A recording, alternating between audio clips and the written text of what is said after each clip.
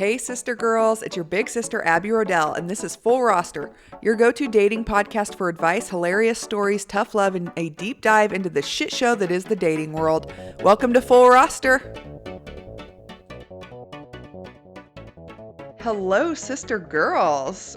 Welcome to episode 6 of Full Roster. We are going to be talking red flags today. Some that may not be deal breakers, but some that you most definitely should not be ignoring. I am very excited to get into these. It is going to be a similar setup as last week when we talked about green flags. So let's dive right into roster rundown because we have much to discuss. Kim Kardashian and Lewis Hamilton. I didn't know who Lewis Hamilton was. He is a Formula One racer, apparently a super big deal in F1. He's broken a lot of records, apparently. I don't follow that kind of stuff, but him and Kim are getting cozy. They were just seen together in France. So good for her. He looks cute. He's obviously successful, but I think people would consider him a celebrity probably, but he's not so mainstream like she is or like a professional athlete. He is a professional athlete. F1 would be considered professional athletes, but not on the scale of like the NBA or the NFL in the United States. In the same world as the Kardashians, we have Kendall Jenner, who is in a commercial talking about the Kardashian curse, which I just think is marketing gold. And it kills me because that's going to be played in the Super Bowl. Paige DeSorbo also has a commercial in the Super Bowl. I'm just living for these women who are being in the Super Bowl commercial ads, knowing damn well that their exes are going to be watching. It cracks my ass up. Good for them. That's like the kind of karma that every single woman would ever want to serve to their exes is their exes seeing them plastered on TV while they're watching the Super Bowl. Like you can't escape them. Love, love, love seeing that. Women immersing themselves into men fields, which is the Super Bowl as a man's field. So the women are taking over the ads. And it is cracking me up. I can't wait to see them. We have to talk about Bronwyn Newport. She was seen out with model Brandon Good, and he is fucking hot. I hope she is having the best sex of her entire life. It has to be better than sex with Todd, obviously. He's an old man, but oh my God. I just hope he is dicking her down right. Perfect. Everything she could want in life and more. Like, good for her. He's hot. He's the young, sexy, successful model. Good for her. And they've been separated for 2 months. Like, I told y'all she was going to be thriving. Like, she is absolutely going to be thriving. This is just showing how, like, over that relationship she is and ready to move on. I am loving this for her. Last and not least, Summer House started today. If you haven't watched Summer House, fast forward because I don't want to give any spoilers here. But how fucking awkward are Kyle and Amanda? Every single summer they get worse. Thank God they've separated. They obviously filmed this before their separation, but you can just see that they hate each other by the way that they act, their body language, tearing each other down in front of other people. I just feel like they are just talking mad shit about each other. They're not even trying to pretend that they don't like each other anymore. That united front that they have been trying to give us the last 3 summers, it's gone. They are no longer a united front. I think she's got a crush on that Australian dude. Ben? Is that his name? Ben? I think his name is Ben. Kyle has no idea that he just invited the coyote into the chicken coop. Like, I think Ben is after Amanda, and I think Amanda likes Ben too. You can just tell by the way she keeps looking at him, the shit that she's doing around him. You can just tell. That's my prediction. Amanda and Ben, they're fucking now that Kyle and Amanda are separated. I'm putting money on it. Until I have sponsorships, here's a quick plug, sisters. If you're all about fashion, fitness, and lifestyle inspo, head over to my LTK. I'm dropping my favorite looks, workout must-haves, and items I use on the daily.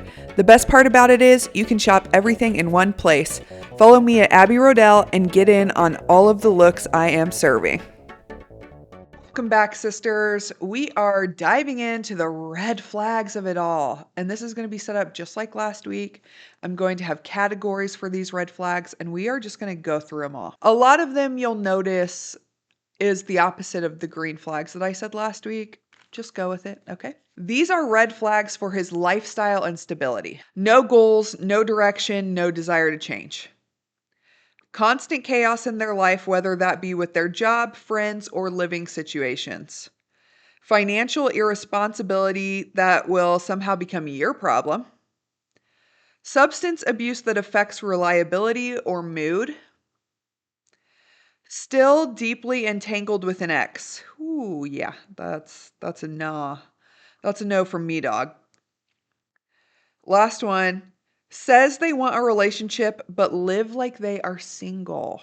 They are not dating you intentionally. You can kind of call this out because I feel like this is where a lot of confusion comes from and a lot of hurt is when they're telling you one thing and then doing something completely different.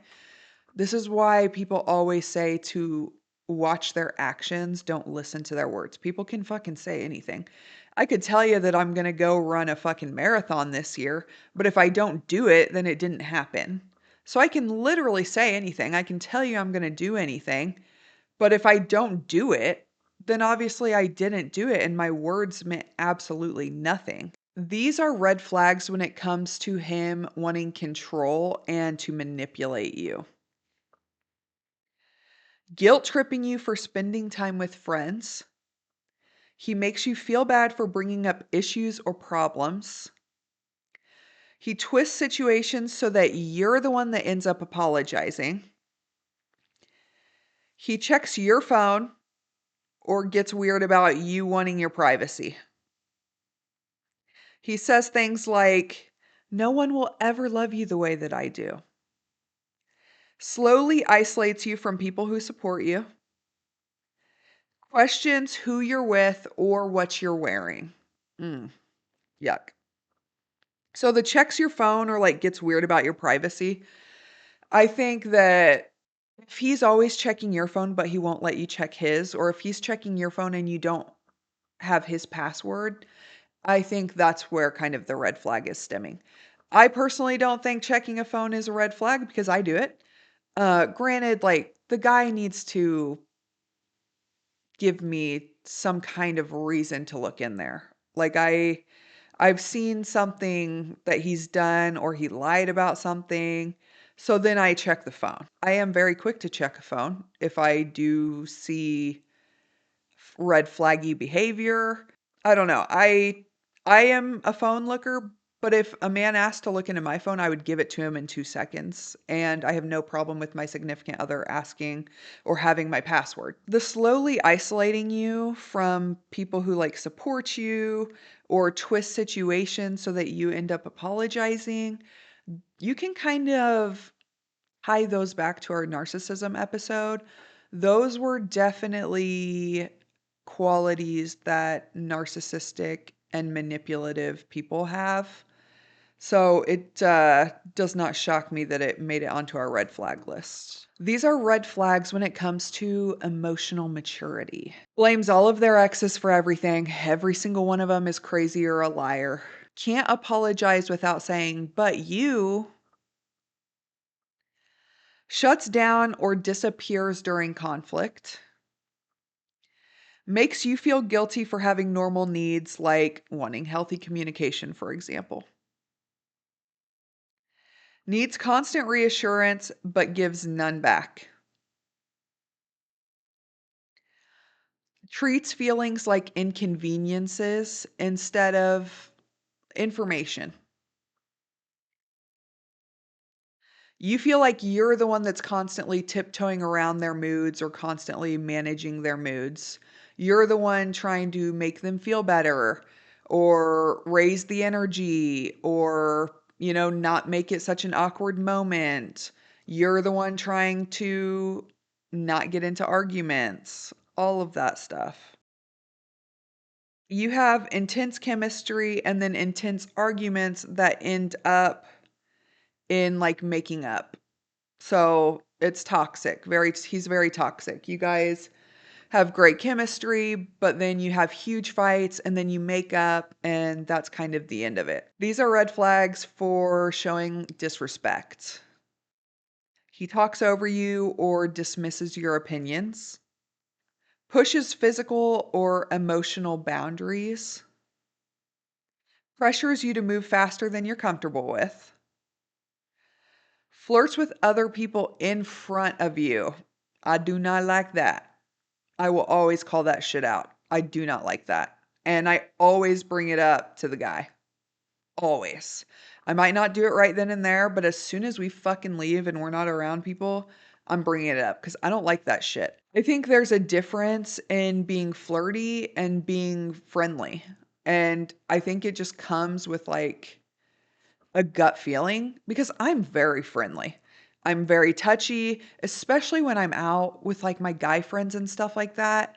I am so touchy and loving to them because I love the shit out of them. And so I'm hanging all over them and stuff, but never get inappropriate. And I always do my very, very best to also have good relationships with their wives because I don't ever want their wives to think that I'm trying to like get in there or that I'm ever crossing a boundary or crossing a line. Like I don't want to ever make anybody feel uncomfortable. And I want to continue to have friendships with men, but I always put, the wife's feelings at the forefront of my thoughts because I don't ever want to make them feel uncomfortable with having me around. And I think that men should have that same energy and respect as well. He doesn't respect your time, schedule, or commitments. It's just all about his ass. These are red flags with their effort and inconsistencies. Their interest feels more like a roller coaster than steady. Like he's making you feel confused about the relationship, which I get. I said this exact same thing last week. I don't do confused. If you're making me feel confused, you ain't the one for me. I'm moving on. I don't have the time. I don't have the energy to dissect, to question, to think back on the conversations we had. I just can't do that shit. And so if it's not like a steady thing, mm, out of here. Big words, zero follow through. Mhm.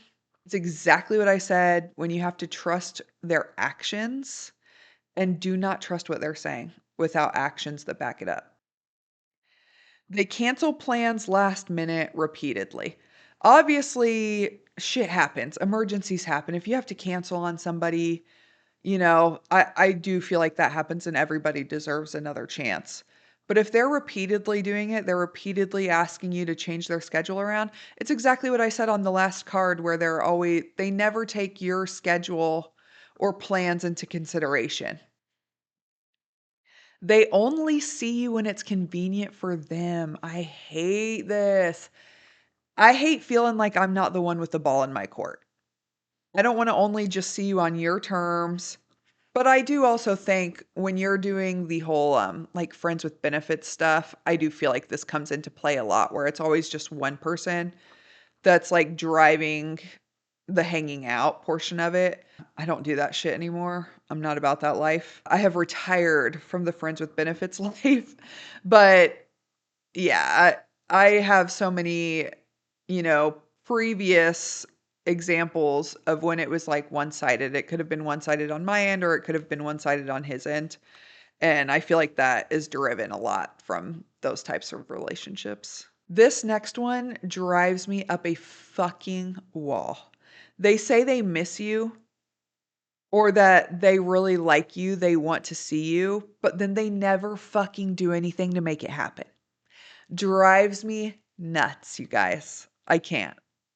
Like, don't say you miss me and then don't try to see me. That's weird. That's hella weird.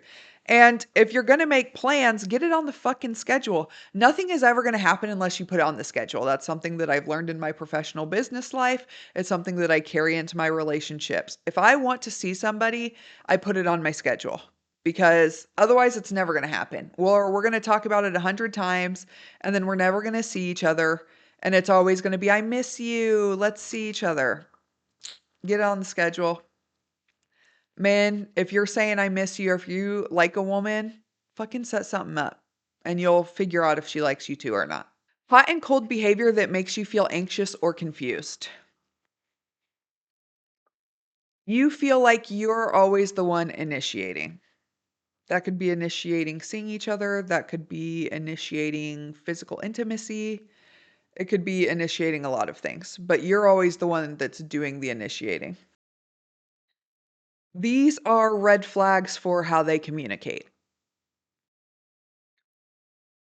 Only texts late at night, and then he's busy all day during the day and the evenings. He probably got a wife and kids at home, and he can only text at night. I think that, I'm busy with work all day too, so I'm not much of a texter during the day. But I can return a couple text messages during the day. I feel like it's that kind of energy where if you want to, you will. So if it's someone I'm really interested in, I will return their text when I can. I try not to do it too much during the day. But definitely the evenings when I don't have shit going on and we're texting, I can text during the evenings. I feel like if you're busy all day and in the evenings, and then you only text, like, late at night, especially if it's, like, after midnight you're texting me, that's hell don't do that. I'm asleep. I may or may not respond in the morning, I'm not sure. Takes forever to respond, but is always on social media. That might be a red flag that I have. I feel like I'm on social media a lot for my content creating, and I'm really bad sometimes at responding. That might be something I need to work on, I don't know. Like I said, it depends on who texts me. Like, if I wanna respond, I will. If I'm not really that interested, I'm not gonna respond. And I feel like if you're not getting a response, he might not be that interested. See how that works? Avoid serious conversations with jokes or sarcasm. They say, "I'm just bad at texting," when you see them texting their friends or family constantly. They get defensive instead of curious during conflict. Conflict, when someone's curious during conflict, that just means that they want to get to the bottom of it. What created this? Why are you feeling this way? How can we avoid doing this next time? Things like that. That's what curiosity during conflict means. Love bombs your ass early and then communication drops off a cliff later on.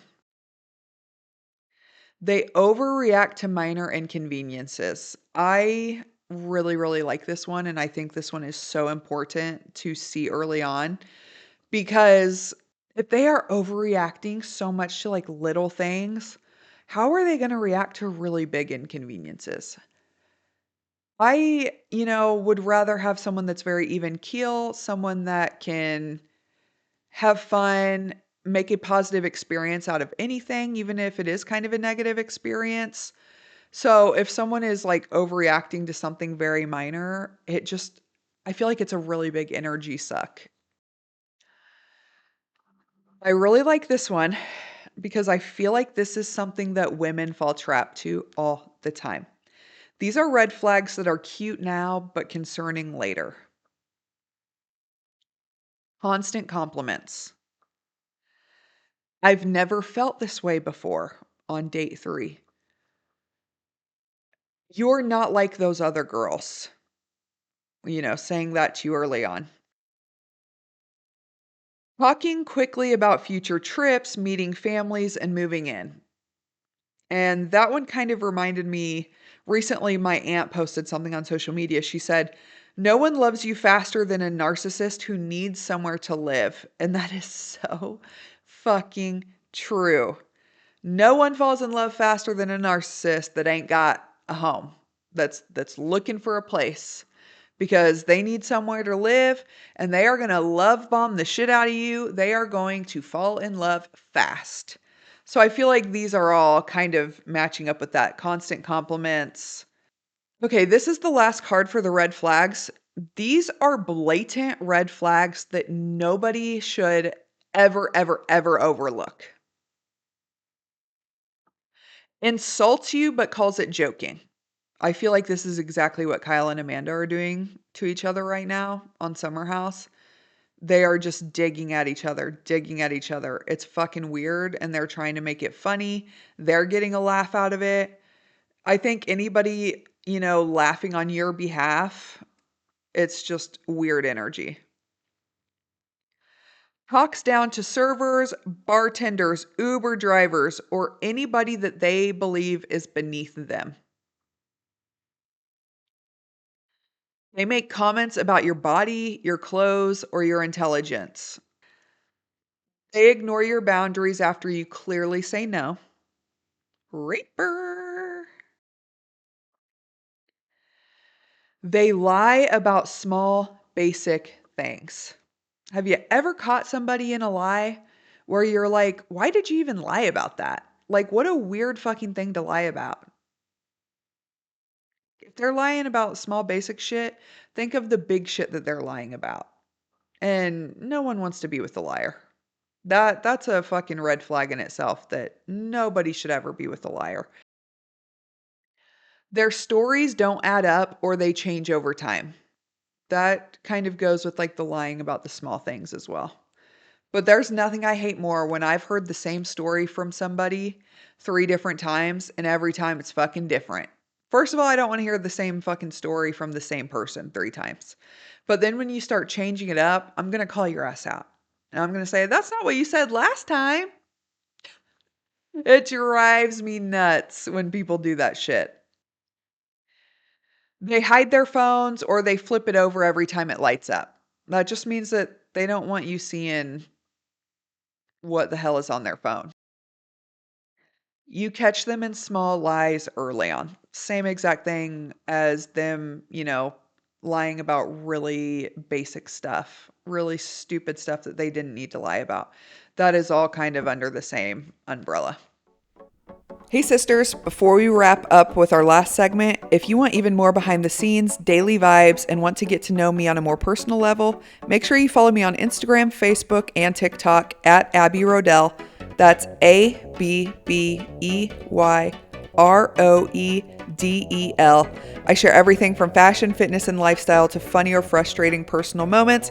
I'd love to see you there. Slide into my DMs and say hi. Welcome back, sister girls. I hope you got a lot out of those red flags. I know that there are 100 other red flags that I am sure that I could have put on here. You will have to let me know on social media which ones you think that I should have added or any that I missed that are very important. In fact, you can comment on the video as well and let me know what I missed. That's kind of a fun little thing. We are going to get into inbox audacity now. The first one is a DM that says, you might not be the prettiest girl on here, but beauty is only one light switch away. Oh my God. And people actually match with that. Like women would say, oh, that's hilarious and match with him. Like I can see it now. There's a reason he said that. He'd stop saying it if people stopped matching him. Like, that just tells me that people are actually matching him after he says that to them, which is just insane to me. Come on. It is funny. I'll give him that. It's fucking funny. But I ain't matching with you. Okay, here is the second one. Him. Do you ever see a bunch of cheese and say, damn, I want to eat that cheese? And by cheese, I mean my dick. And then she responded back and said, I'm lactose intolerant. That is a great response. That is a great response. Oh my God. Hilarious. All right, here is the third one. Wow, your eyes could start a cult. I guess that means that they're seducing. You just want to fall into them. You'll listen to anything they say. So I guess that's definitely a compliment. Probably a decent compliment if they feel like your eyes could start a cult, I guess. I would take that. Okay, here is the fourth and last one. I matched with a man, and his first message to me was, I guess you'll do. What the fuck, you guys? Like, what the fuck are we doing? That means that women talk to him after he says shit like that to them. If he's saying that, that means he has probably gotten away with it before, like it's worked before. What are we doing, girls? We have got to stick together in this shit. We cannot tolerate that kind of behavior. Why are we tolerating that? When just one, all it takes is one. When just one woman tolerates that fucking behavior, they are going to continue to try it on every other woman. Stop. Stop tolerating that behavior, please. Ugh. God. That is it for inbox audacity. I guess we're going to end on that note. Jesus. But thank you so much for listening, sister girls. I really, really, really appreciate it. Next week, I am actually going to be out of the country. I am going on vacation. I have already pre-recorded that episode. So episode 7 is pre-recorded. It's going to be very quick. I think it is under 13 minutes. And I'm just going to be reading off the horrible first dates that I didn't get to talk about on the last episode where we did horrible first dates. So they're just a continuation of that. So it should be funny, quick, and I hope you guys enjoyed this podcast, and I hope you enjoy next week as well. I know I will be. I will be on the beach in Belize in a bikini and loving life. Please remember that if you're liking these episodes, to please subscribe to the page on whichever platform you're listening on. And please leave my podcast a review.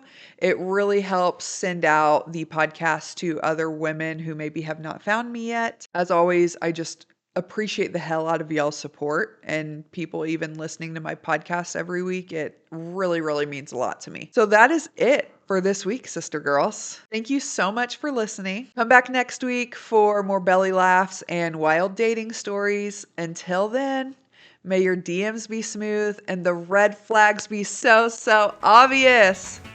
See ya.